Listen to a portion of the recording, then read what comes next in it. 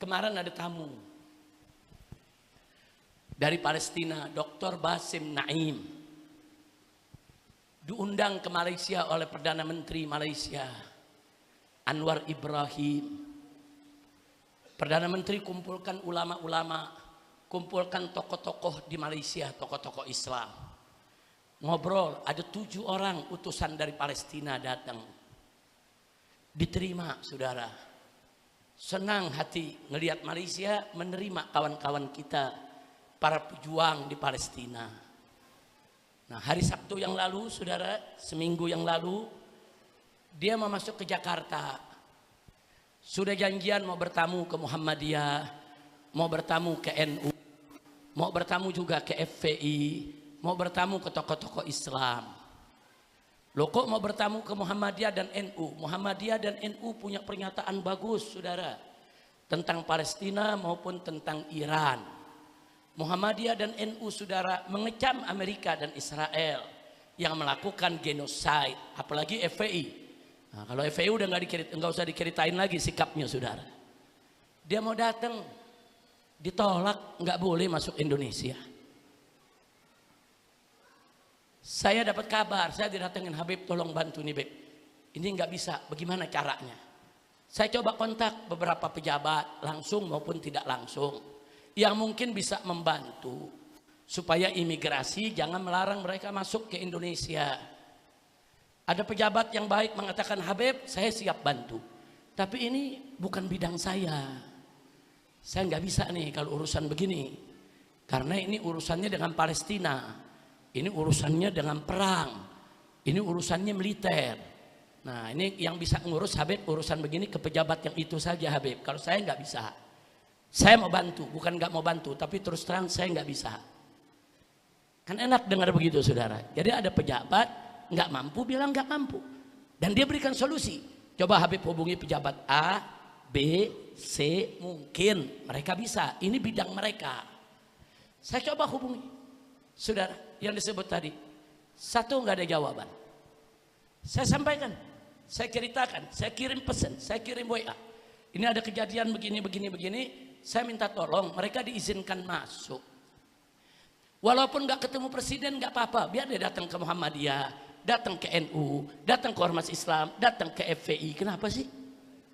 Oh, kalau pemerintah takut, kirim intelijen, kirim tentara, kawal itu tamu.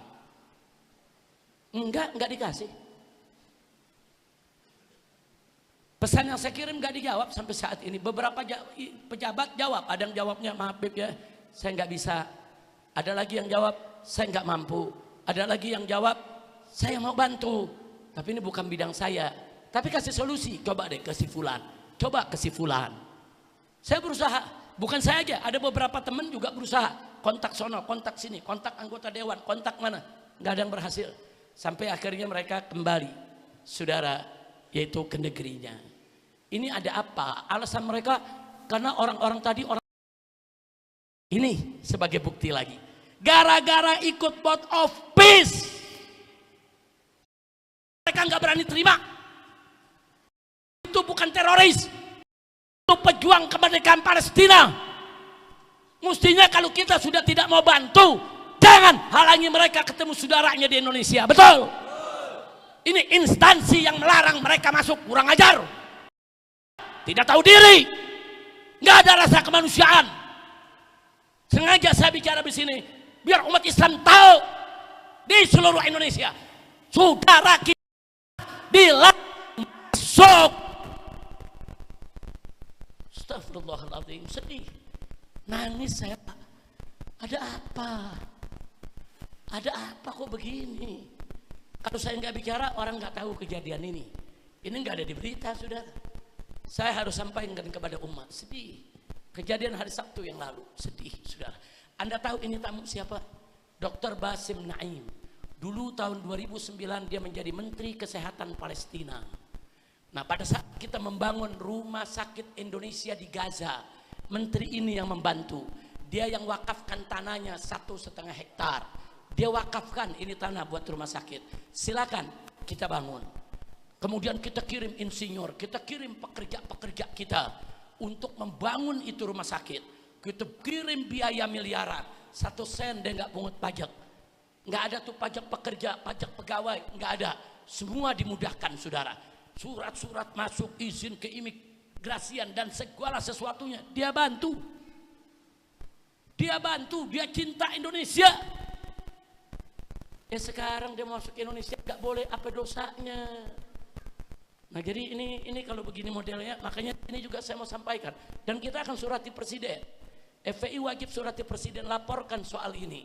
Siapa ini yang menghalangi? Apakah ini yang menghalangi presiden? Atau BIN? Atau imigrasi? Saudara? Siapa yang menghalangi? Apa Menhan? Apa Panglima TNI? Apa Kapolri?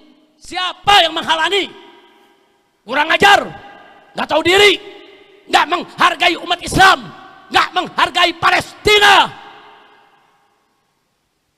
Nah, saya pikir ini informasi penting. Jadi saya sebutkan itu nomor 1, 2, 3, 4, 5. Ini bukti. Gara-gara apa?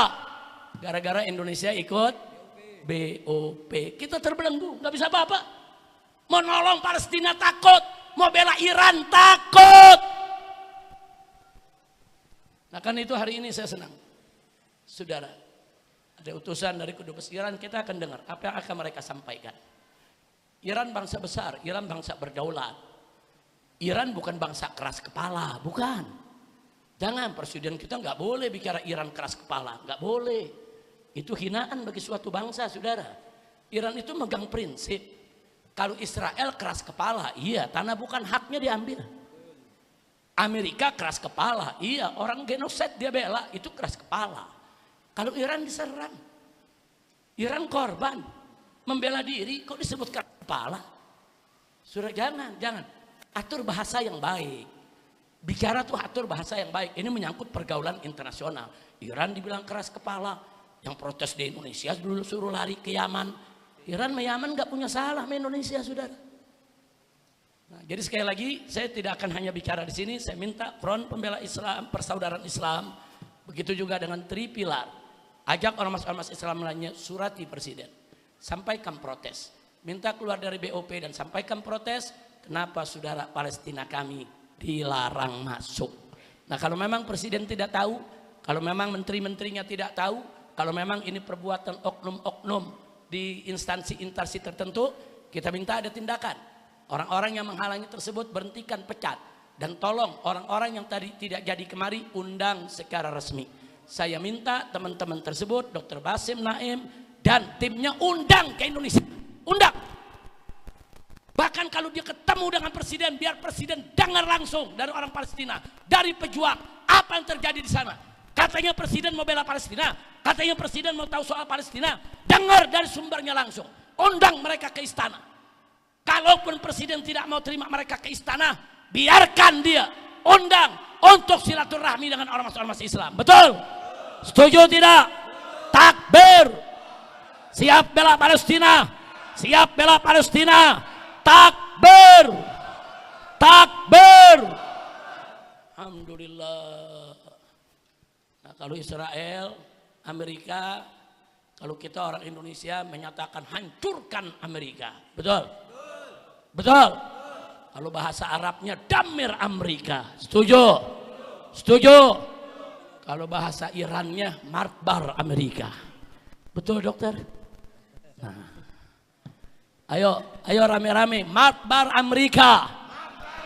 Marbar Amerika. Yang kompak marbar Amerika. Terus marbar Amerika, marbar Amerika, marbar Amerika, Israel juga, marbar Israel, marbar Israel, marbar Israel, takbir. Sallu ala Nabi. Penutup ada yang nanya, Habib, kalau Iran dinuklir bagaimana? Ini Amerika orang gila, kalau perang mainin nuklir. Dulu kan Jepang hampir kalah di nuklir, Hiroshima Nagasaki. Mudah-mudahan gak terjadi. Ya pengen sih Iran nuklir duluan tuh Amerika. Amin. Amin. Setuju? Nah, penutup dari saya. Habis ini kita akan dengarkan sambutan dari beliau. Saya mau tanyakan nih, semua. Kalau Iran sampai dinuklir oleh Amerika, siap perang dunia? Siap perang dunia? siap hancurkan kedubes Amerika di Jakarta, siap sweeping warga Amerika, siap kobarkan jihad. Takbir. Sampaikan ke kedutaan Amerika Serikat, jika Anda coba-coba menuklir Iran, kami umat Islam sedunia akan bangkit, akan lawan Anda. Kami akan kejar orang Amerika dimanapun berada, termasuk markas-markas Amerika, milik-milik Amerika yang ada di Indonesia, semuanya akan kita perangi, saudara.